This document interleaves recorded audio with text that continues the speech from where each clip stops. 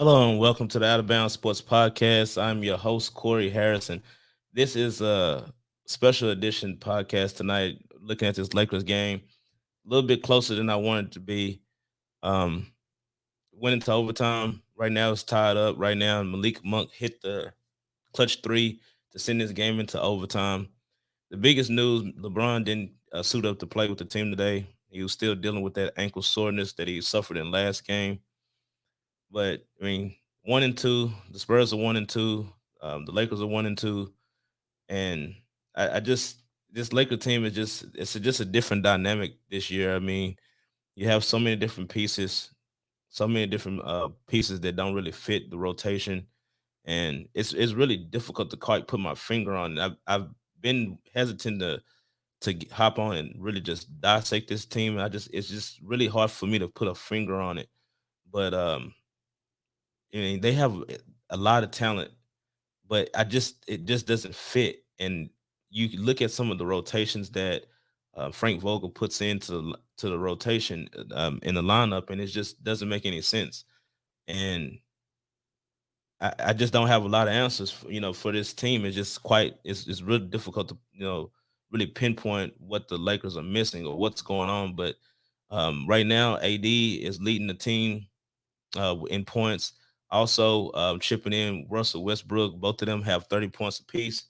But it's it's not easy to break this team down because it's just so many different things that's going wrong in this game, and I don't think it should have went into overtime. Right now, I think they're probably going to pull it out. It's 125 to 121 right now. Breaking down the box score stats, right now, AD is leading all scorers, like I said, 35 points. Russell Westbrook has 33 points. Again, Malik Monk hit that clutch three. And like I said, they got talent, but it's just really difficult to see exactly what this team is going to be. It's only a few games into the season. Hopefully that they figure it out. Oh, it look like we have Big Baby on the chat. What's up, Big Baby? How you doing, man?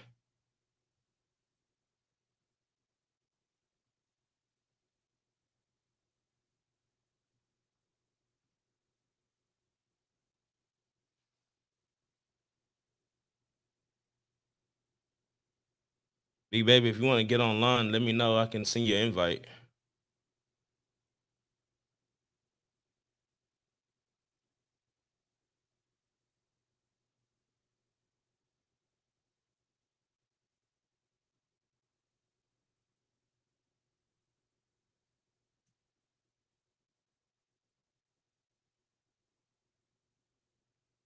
All right. So right now we're waiting on the game to wrap up. Hopefully, I can um, head to the post game interview questions with the Lakers and see who we can speak to about this game once it goes final. But man, it's just really tough to watch.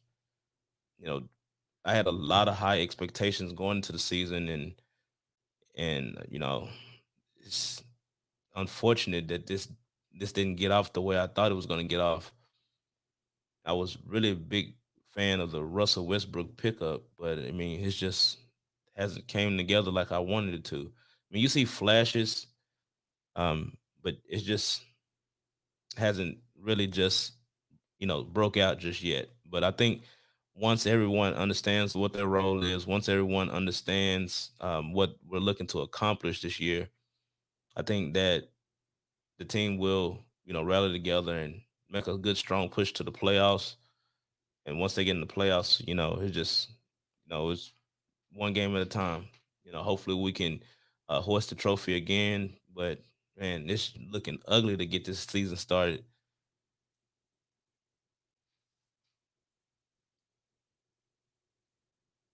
Right now we're a couple seconds into overtime and it wrapped up. So we pulled it out 125 to 121. Let's look at the Spurs side. I mean, it was a big, huge night for DeJounte Murray.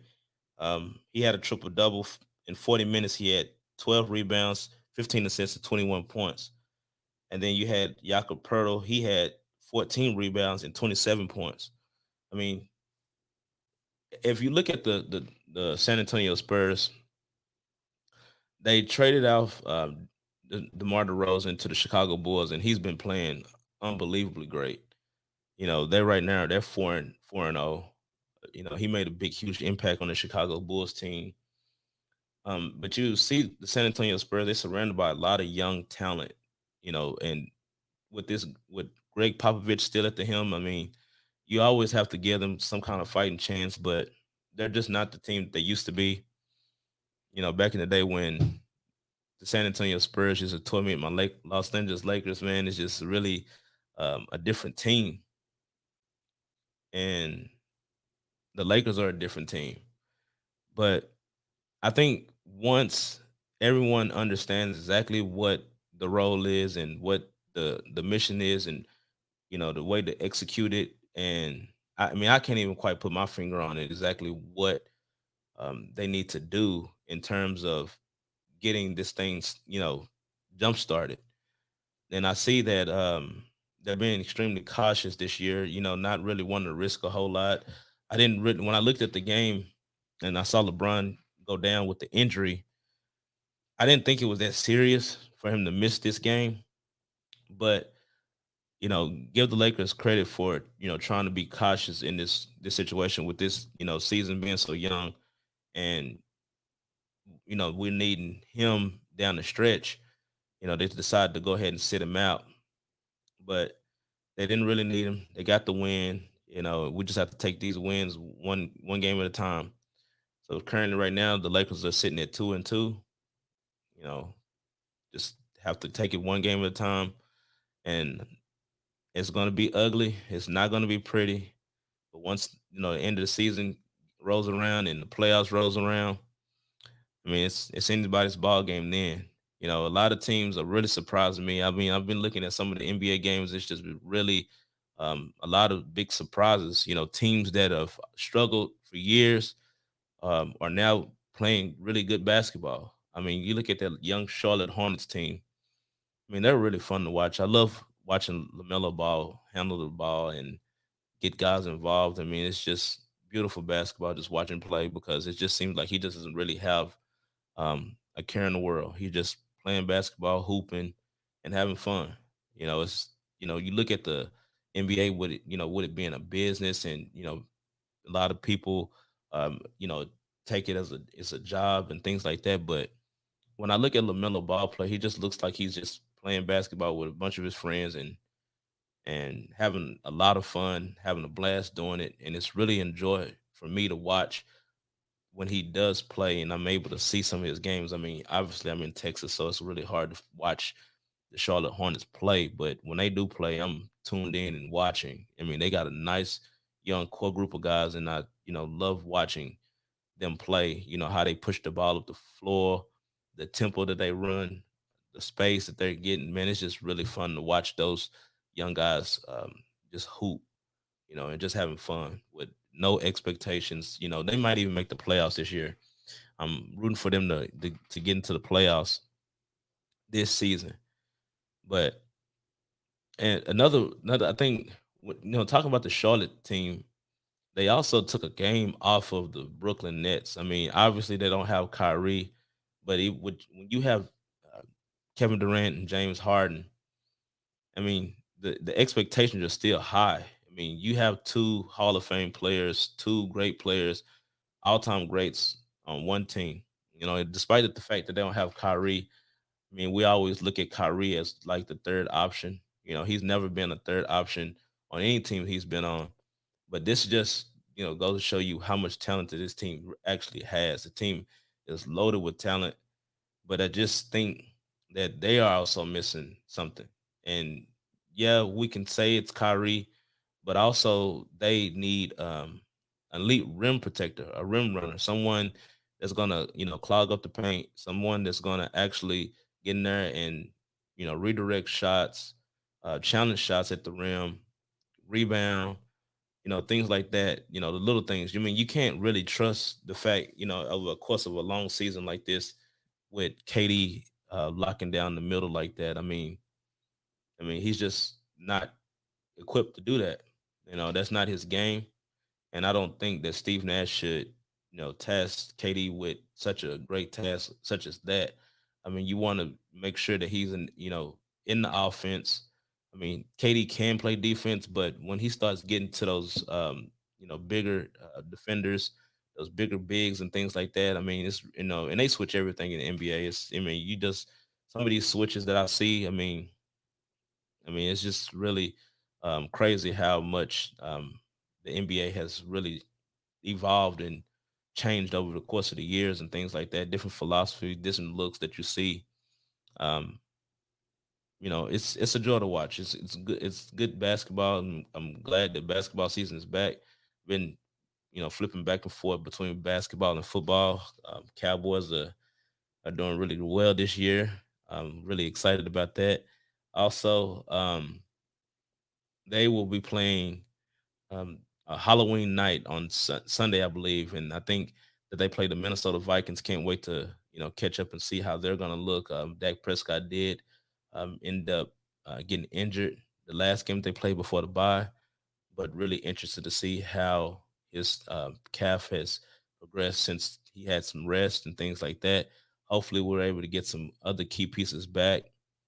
Michael Gallup is still out. I think we're also getting Loud Collins back this game. So it's going to be a very, very interesting matchup going into that Minnesota Vikings game.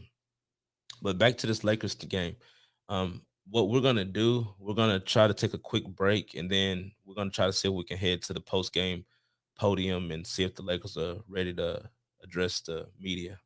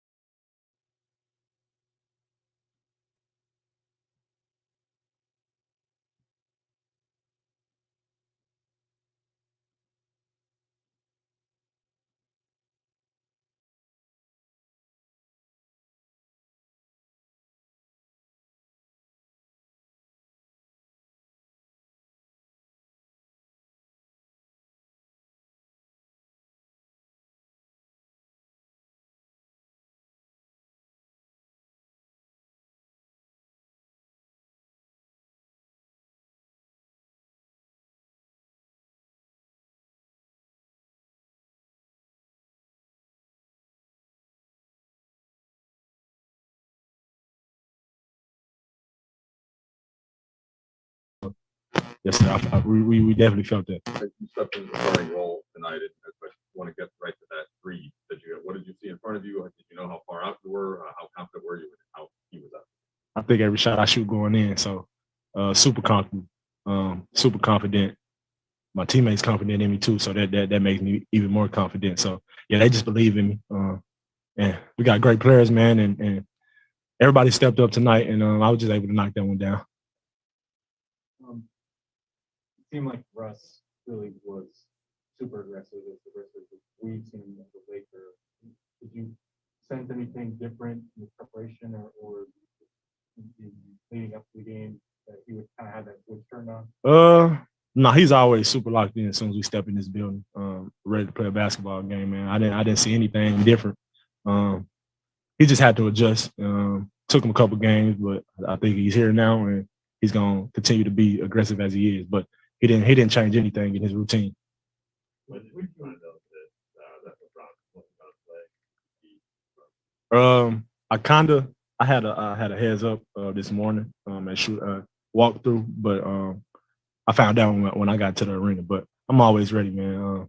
I'm always ready to step up at any time. So just to follow when AD went down, everybody got some next man up. Somebody got to step up. But he's a dog, man. He never gonna just back down from that. I was just able. I was glad he wasn't hurt seriously. So big ups to AD. What changes for you came started your role? Uh, Nothing changes really, man. I do the same thing. They want me to do the same thing I did tonight every time I step on the court. So that's what I'm gonna continue to try to do.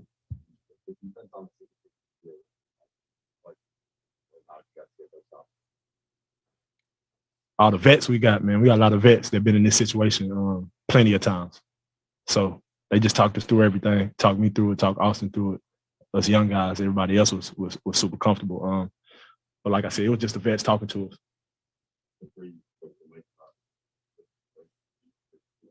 Your range, and you even recognized when you caught it how far. I got unlimited range. nah, nah, man. I ain't even know. I didn't even. I didn't even know. But yeah, for sure, for sure. Yes, man. Appreciate y'all.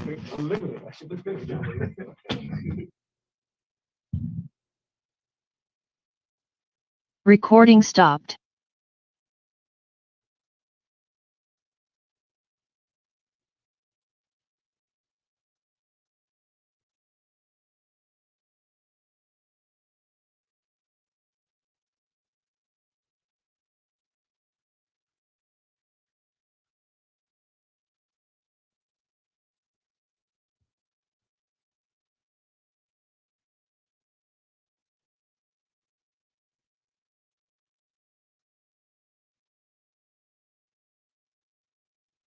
If we're just not tuning in right now, we're at the Lakers podium, waiting on the next speaker to address the media.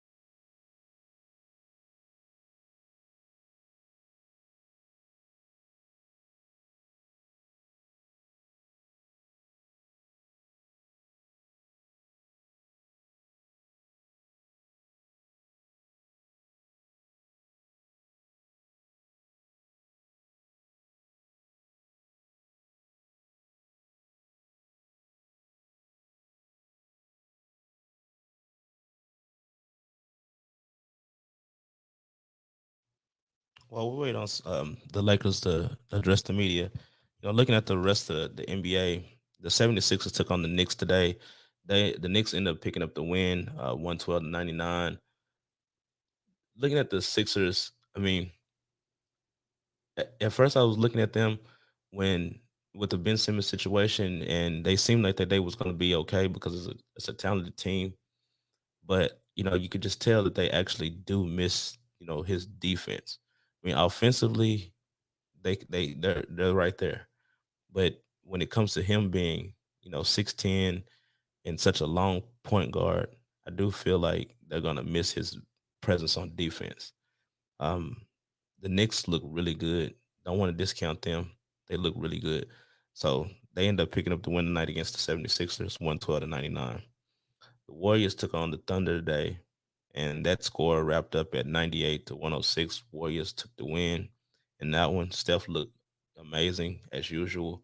Once they get Clay back, I do think that this team is going to start taking off a little bit. I mean, we haven't seen Clay Thompson in about 2 years, 2 seasons since he had the injury in the finals. But I think that once they do get him, I think that they're going to be right back in the mix.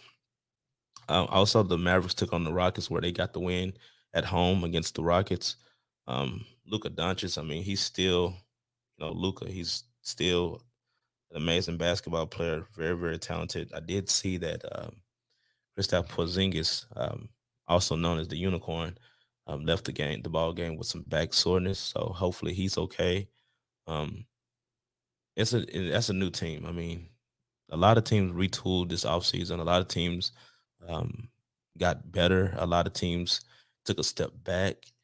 But looking at that first game that I watched with the Mavericks, they seem like they're still trying to struggle to find out what kind of team that they're going to be. All right, see, it looks like the Lakers are just about ready to address the media. I'm gonna wrap up my take on that. But just looking at them and how they've been playing, and they play up tempo, but it looks like they're playing more defense. They look like they're trying to get after it on defense a little bit more, and that was one of the key things that I was looking forward to with them getting Jason Kidd as the head coach. I mean, I know that he is a defensive first mindset point guard that when he played, and I think that it's going to help Luka's game evolve a little bit more because I think that he's a phenomenal player on offense, but I know that he takes a few plays off on defense, and I think that once he does bring that aspect of the game up, he's going to be unstoppable for a long time. He's looking at probably being the face of the league in the next couple of years. You know, um, I wouldn't be surprised if he, get an MVP or two. I mean, I've always loved the way he played ever since he got drafted. I didn't really know too much about him before his draft, but once he actually played for the first time and I actually seen how he sees the floor at such a young age, I mean, the guy's phenomenal. I love watching um, the Mavericks play just because of Luca. I do think that that they do have enough talent to, make some noise in the Western Conference, but I still think that they're just maybe like a piece or two off. It's just something about the way that roster is. It's just got one hole in it. And I think just one piece that's missing to ultimately get them over the top and push past those early stages of the playoffs and things like that and get deeper into the playoffs. I think that they just need just one other player, one other piece, one roster move that I think they're just one away because I think you can build around KP and Luka Doncic, and I think that the Mavericks have done a great job with getting those two together. Obviously, we've seen some of the issues that they had in the playoffs going into the offseason. A lot of uncertainty, a lot of people not really knowing if KP and Luka could coexist. But Recording in progress. okay, we got Coach Vogel, so I'm gonna wrap that up. You know anything about the knee and Yeah, we'll just have to see how sore it is. He just banged knees with one of the Spurs players, and obviously got sore, but he was able to continue. We'll see how it responds overnight. break down 12 going into the fourth quarter of what you see switch? Well, we just got more determined, I think, on the defensive end. I thought Dwight had some really great possessions, impacting plays at the rim and getting some deflections. And obviously Russ was, I think, huge during that stretch, attacking the rim. He had just a monster night. He and AD both just had monster nights. And we never lost belief, when we were down that we were going to win the game. And just persevered and got a huge road win.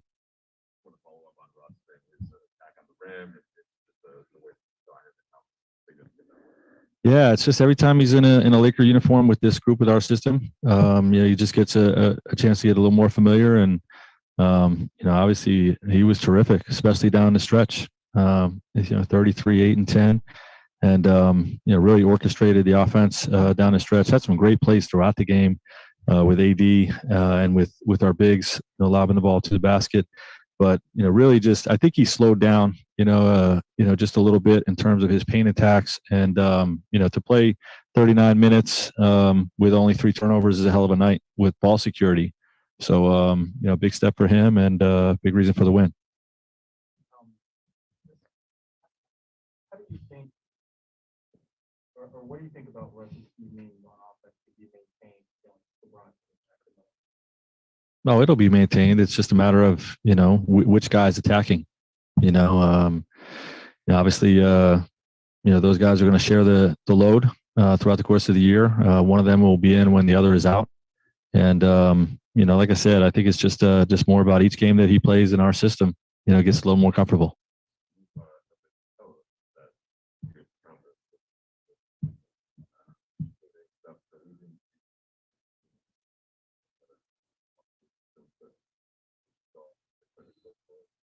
Yeah, I mean, not any one thing, but we just just working with him, and honestly, not just working with him, but working with the guys around him. Some of his turnovers are because of bad spacing or bad screening. You know what I mean? And it puts him in bad situations. So, we always feel like the guys without the basketball are every bit as responsible for ball security.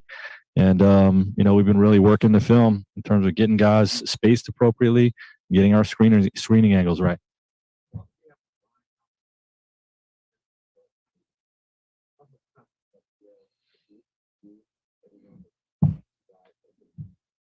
Yeah, it's a ton of confidence, and that's why we felt great about this move.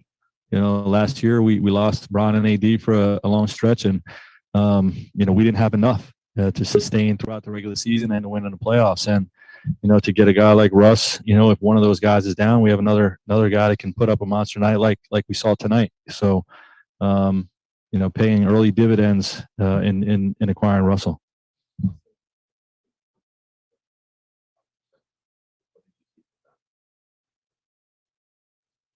Yeah, still learning the defense, but competing. Like their focus and their effort is super high, and obviously, those guys have really good offensive instincts. To make shots. Big guts to make shots. That shot that Malik hit from 4-point range, huge factor in the victory. Put us up. We were down 1, put us up 2. Near crunch time, and then obviously had that stretch. Austin had that stretch where he knocked down a couple threes as well. But both of those guys have the ability to shoot the ball from the perimeter, put the ball on the floor, make good decisions. Okay, and obviously they're competing on the defensive end. Very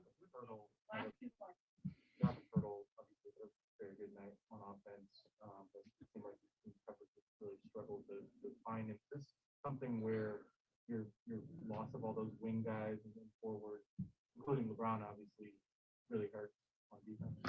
Yeah, but it's really about, there's a lot of newness with our guys, you know what I mean? And a lot of our coverages in the paint are to attack the ball and, sink the guard inside. And, we were just a step late on a few of those situations. And, look, a lot of them were on putbacks, offensive rebounds, and we played in the last 2 nights the number 1 offensive rebounder in the league in Austin, and Steven Adams, and the number 2 offensive rebounder in the league in Pirtle. And,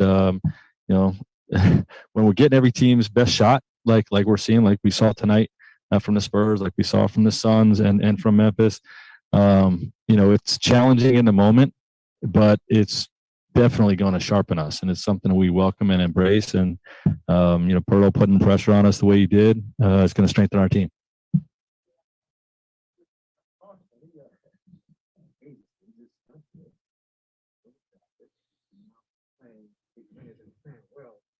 guys see that kind of confidence out of him during practices? For sure. In summer league, all of our practices in training camp, he played a lot in the preseason games, and you really, I think in the preseason games is where he earned my trust the most. I didn't know if he was going to crack the rotation or not, but he really more than holds his own on the defensive end. Except for a handful of rookie mistakes as to where to be and what rotation to make. But he more than holds his own, and his offensive instincts are outstanding. We saw that in college with the tapes we studied, and we're really high on him. We're surprised he didn't get drafted, and we're fortunate to pick him up. And I think Rob making a great call late in the offseason and giving him that 14th spot, is paying big dividends right now. Recording stopped.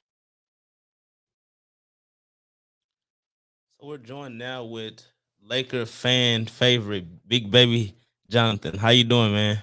I'm doing good, man. Thanks for having me on, man. Appreciate you. How's it going, man?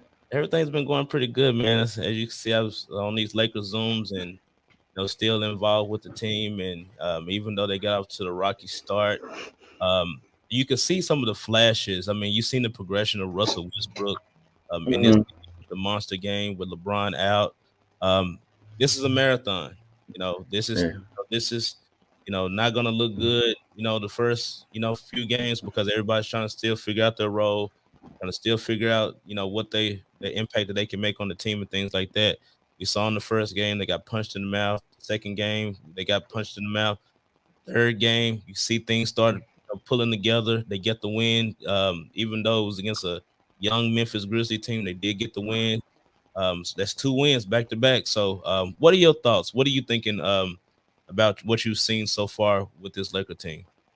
So far, man, what I see, a team that's just trying to get together, get the chemistry, camaraderie together. But there's times so far this season where it looked like we're not there yet. But thank you. I'm glad that scuffle happened between AD and Dwight. Since that game that happened, we've been playing better. Anthony Davis has been dominating. Russell Westbrook had a good game tonight. And here's what the narrative is going to be. Russell Westbrook plays better without LeBron. Westbrook is you're gonna hear all this. You can hear all the narratives. You know how it is with anytime Lakers win, they're not gonna count it as a win. No, but other than that, man, I see there's spurts of us playing really dominant. There are also spurts of having those lapses defensively, offensively. But once we make it together, it's gonna be good. But shout out to Rob Pelinka for getting Austin Reeves. Great pickup. Love his energy, his hustle, his grind. He's kind of doing that what Alex Caruso did in the sense of that defense, since the offense. You know what I mean? He's having those spark moments like Alex Caruso did for us a couple years ago. And what are your thoughts? I mean, I don't know if you have you been seeing Alex Caruso lately with the Chicago Bulls. He's been doing pretty good with the Chicago Bulls right now. They're undefeated. I mean, he's providing that energy that he provided with us. I mean, I thought we was going to be okay without him. But, I mean, you could just see that we needed Alex Caruso for real. Yeah, most definitely. But I'm not surprised by the Bulls being undefeated. Lonzo Ball's playing really well. Lonzo Ball's jumpers improved. He would not be surprised if he won most improved. Would not be also surprised if Caruso won most improved as far as his ability to get to the rim. He's gotten better. His three-pointers got better. Offense is getting better. But I'm not surprised. But I'm not surprised by Chicago being undefeated or the Charlotte Hornets. I'm not surprised. What do you think the Lakers are missing right now? As far as what, just something order for it to click, or are you just talking about a certain player? I mean, just what do you think that as the reason why they're struggling to close out basketball games? I think the ball movement and the defense. Shout out to Byron Scott for that one. Yeah, I mean, because I asked Byron Scott what the Lakers need to do to improve. He says better ball movement and defense. So I mean, when you hear guys like that, he's a Laker. He's a coach. Yeah, he's Laker great. He's a coach, so he knows. I had to reach out and ask, and he said better ball movement, defense to turn it around, and it showed the ball movement is doing. Last 2 games we're 2-2 now. We're 2-2, but AD's injury looked like it was bad. I tweeted, I'm like, here we go again. And I feel like when AD came back and dominated like that, I feel like he's going to rest tomorrow. LeBron's probably going to play. here's the thing we have to understand. If we don't make the number 1 seed, who cares? 2 seed, cool. 3, let's run it.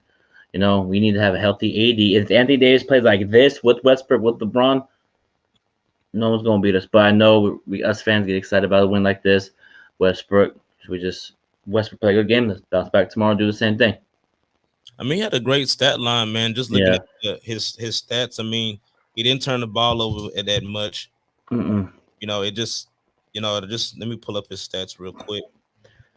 But he didn't. I mean, he had a pretty decent game. I mean, he was on the floor for 40 minutes. He had 10 boards, two assists shy of a triple double, 33 points. I mean, what more can you ask from that? I mean, that's good, right? Yeah. It's really good. And crazy the fact that here's the thing, when LeBron went down, I thought he broke his foot. And if he was out, but that's the thing, Frank Vogel just say it's the same injury as last season, but in a different area on his ankle. Yeah, I mean, I kind of cringed a little bit every time I see him hit the floor. You know, he's not a young player anymore. I mean, these things that he normally would bounce back from, they're going to be a little bit more cautious because he is an older player now. He has to be a little bit more smarter when it comes to certain things. He can't push the pedal like he used to do, you know, because it's like I said, this is a marathon. I mean, we're going to need him down the stretch. So, I mean, shout out to the Lakers and their medical staff by, you know, being proactive by saying that, hey, we're going to keep you out this game. This is not going to be a game where we're going to really need you right now. We're still trying to figure out people's roles, so we'll be able to, you know, figure that out. So B Baby had to leave. So what we're gonna do, we're gonna wrap up the show for tonight. You know, shout out to Big Baby for you know, stopping by. Great Laker win. Still gonna, you know, try to see exactly what we got here. I mean, it's really, really you know, roller coaster ride so far, but you know, they still go Lakers. We're still you know, got championship aspirations, and you know, we'll see how it unfolds. Thank you for listening. We'll catch you on the next one. Peace. If you love the Out of Bounds Sports Podcast, we'd love for you to